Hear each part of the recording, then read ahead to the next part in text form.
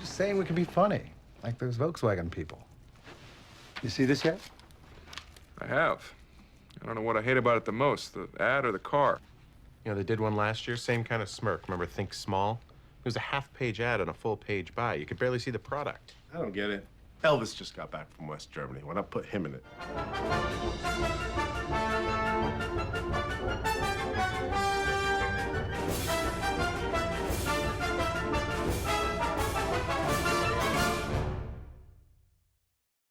The Beetle, of course, had started life in the 1930s, designed by Ferdinand Porsche. And he had this idea not of building a posh limo, but building a people's car. He felt that Germany, in particular, Europe, needed a simple car that would get the ordinary man motorized. Hitler had the same idea. He thought it would be a good thing for the people. When the war ended, Germany was in a very, very poor state. And the Allies were keen to build it back up. And the rest, if you like, is history. I mean, they started production. The car did quite well. It was very reliable. Sold in quite good numbers within Germany. And a lot of GIs took them back to America. American cars had got bigger and bigger and bigger with fins and lights. And if you were driving last year's car with the big fins, you had to get rid of that because you didn't want to be seen driving around in that. You had to get this year's car, which had smaller fins, you know. But of course, there was, as there always is in these things, the other side to that coin, in that there are a growing number of people who thought, this is ridiculous. Why do I want a car that long that drinks that much petrol? And the Volkswagen then sort of became a smart car to buy. DDB at that time had smallish bits of business. Car account was a big thing.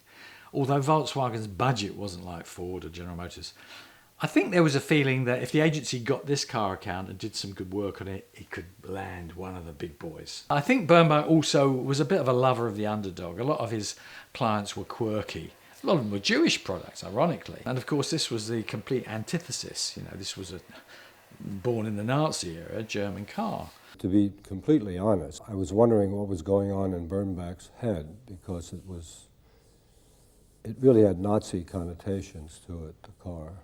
And I didn't think it was something that we should do. And then he said, not only do we have the account, but you're it, I think he said. And I said, me? Why me? What have I done?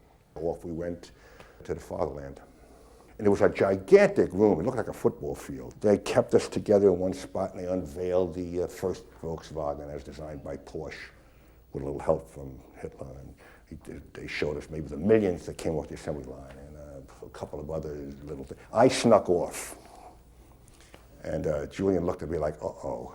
And I went foraging for Jeeps and tanks, etc. And I found them way in the back, you know, and I pulled the tarpaulin off, and I was on top of a Jeep with a machine gun, and I started to go, you know, And I said, Julian, duck, I don't want to hit you, you know, and I'm going, and he's saying, it was terrible. And the Germans were all embarrassed, and etc. Finally got home. I said, Bill, we got it. He said, what do you got? You got the advertising? I said, no, Bill, we don't have the advertising, but I figured out the marketing problem. So what is it? I said, Bill, we have to sell a Nazi car in a Jewish town. And of course, he just didn't want to hear it. He just didn't want to hear it. Oh, well, I felt that the car was so utterly preposterous that we had to Americanize it as quickly as possible. And maybe get somebody like Dinah Shore to do a singing commercial like, you know, she was doing at the time. See the USA in your Chevrolet. And I thought we needed something really fast, quickly, like that. See the USA in your Chevrolet. America's asking you to call. Drive your Chevrolet through the USA. America's the greatest land of all. I mentioned it to Birnbach, and I didn't get to first base with that. We weren't doing that kind of advertising at Daldane Birnbach at all. And anyway, no matter what the product was, we were doing what we thought was intelligent.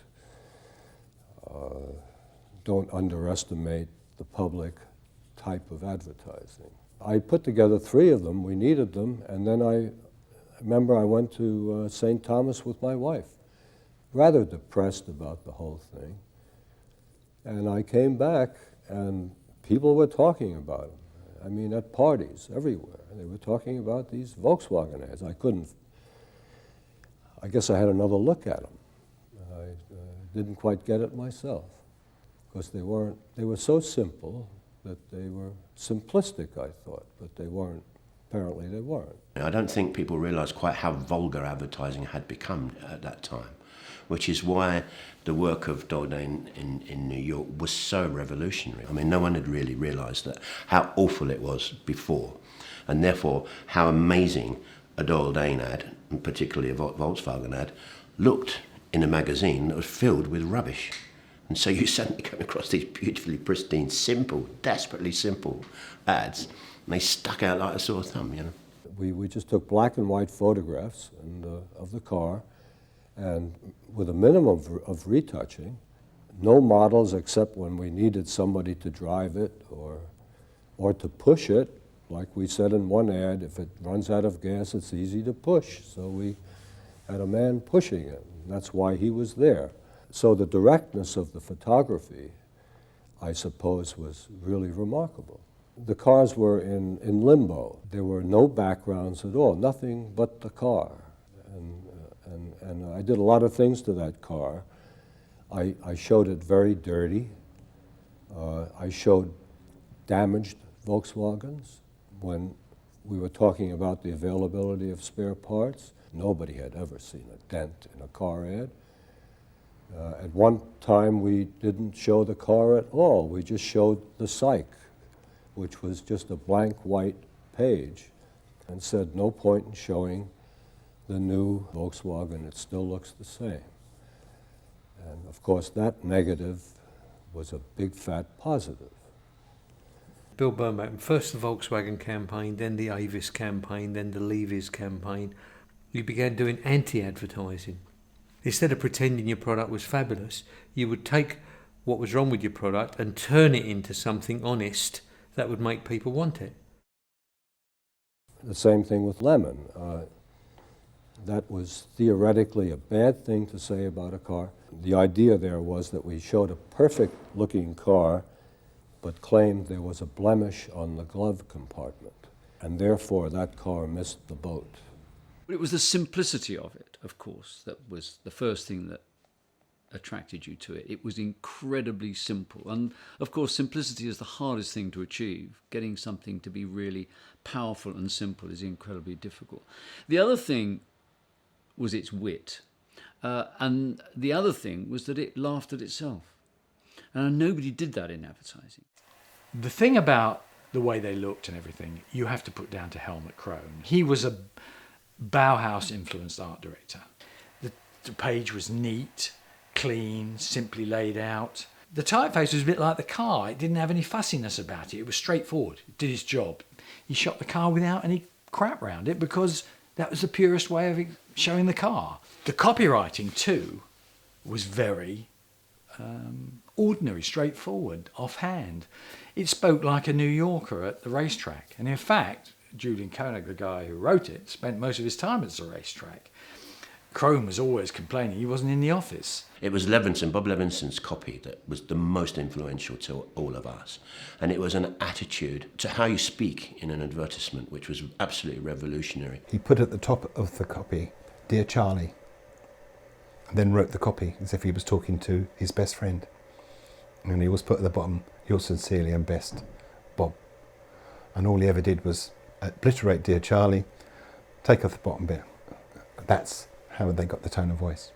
Part of it was that people enjoyed reading the ads. You look forward to the ads. And the quality of the advertising itself can create aura and personality for a product. So when people said, "Gee, I like that. You see that Volkswagen ad?" that reflects favorably on the car. This is the beginning of the 60s. We were a country that thought big. Everything was bigger. Number one, the largest, etc. We did one called Think Small, and this caught on almost instantly. And you'd never seen that before. Not if you had that much page, you're paying for it, use it. Do the car that big, is what everybody else does. And he didn't. We try to be captivating, or I try to inject a little humor, which was not out of line, and but to make the advertising as entertaining as possible and create a personality for the car. What year car do the Joneses drive? Joneses drive a car, I don't know what year it is, because they're driving a Volkswagen. Whether it was the current year or 4 years old, nobody knew the difference. When you look at the posters they did, I mean, of course, you know, we talk about the classic print ads, and they were beautiful, and the art direction and everything like that, that was fantastic.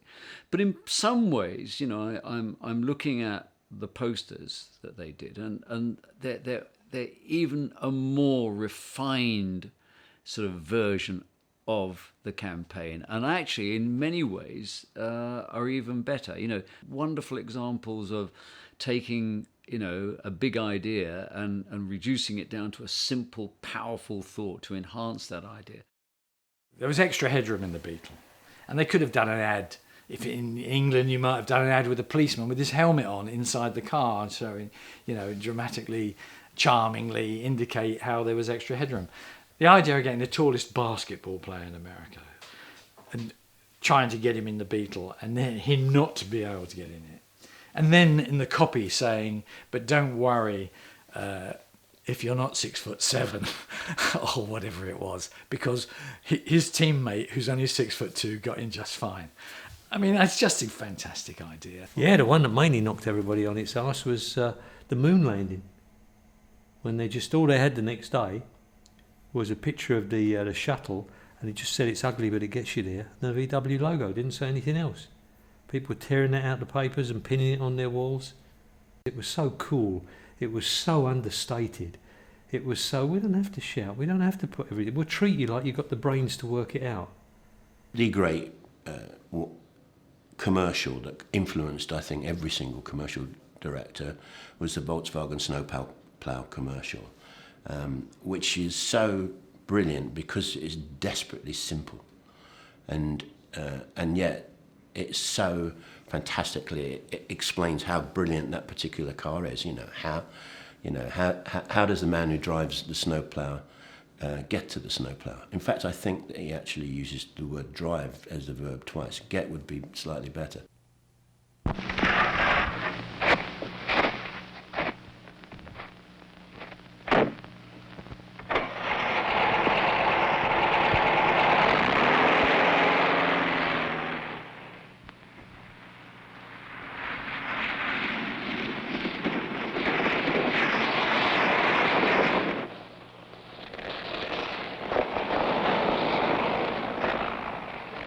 Have you ever wondered how the man who drives a snowplow drives to the snowplow? This one drives a Volkswagen. So you can stop wondering.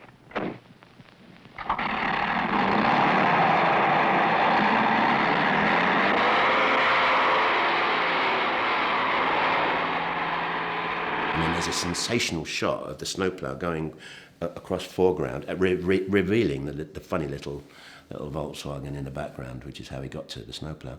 I don't know that there's a more powerful commercial. Certainly there was never a more powerful commercial that was done before. I don't know there's ever been a more simple, powerful commercial that's been done since.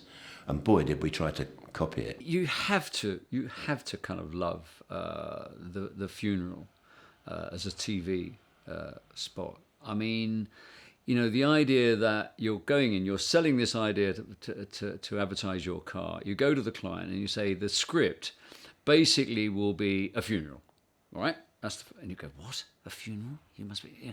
And the voiceover is the man who's dead. What? So you're trying to sell a car by a man who's dead, and this is his funeral, and he's reading out his last will and testament, and you say, I guarantee it will be wonderful and it will be funny. I think it is genius. I, Maxwell E. Snavely, being of sound mind and body, do hereby bequeath the following. To my wife Rose, who spent money like there was no tomorrow, I leave $100 and a calendar. To my sons, Rodney and Victor, who spent every dime I ever gave them on fancy cars and fast women, I leave $50 in dimes. To my business partner, Jules, whose only motto was spend, spend, spend. I leave nothing, nothing, nothing. And to my other friends and relatives who also never learned the value of $1, I leave $1. Finally, to my nephew Harold, who oft-times said, a penny saved is a penny earned, and who also oft-times said, gee, Uncle Max, it sure pays to own a Volkswagen. I leave my entire fortune of $100 billion. One of my favourite commercials is the Jones and Krempler commercial with, you see two identical houses. I can still recite every word of that commercial. Mr. Jones and Mr. Krempler were neighbours. They each had $3,000. With his money, Mr. Jones bought himself a $3,000 car. With his money, Mr. Krempler bought himself a new refrigerator, a new range, a new washer, a new dryer, a record player, 2 new television sets, and a brand new Volkswagen.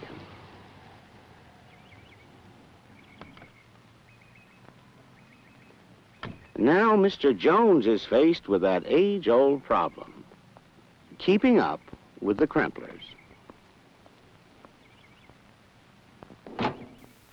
We are here 50, 60 years after this stuff ran, but it looks as fresh and clean and is as amusing and as powerful as it was in 1959. They are so modern. They are as modern as anything that you would look at if you opened a magazine or a newspaper today. They haven't dated at all. You know, I always think that it created modern advertising, and to this day it still has relevance. It simply looked at the product and said, I'm not going to try and hide what it is.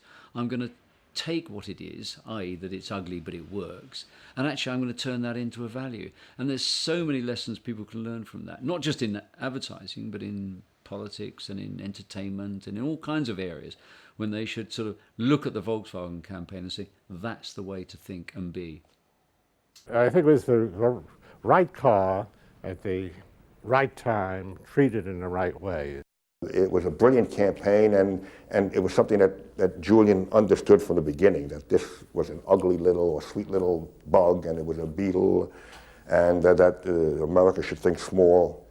And what Helmut brought to it was kind of that the very, very simple, tremendous total simplicity, and that touch of Germanic workmanship, you know. From the moment the first ad ran, you know, you could, all my Jewish friends ran out and bought Volkswagens. I mean, it was appalling.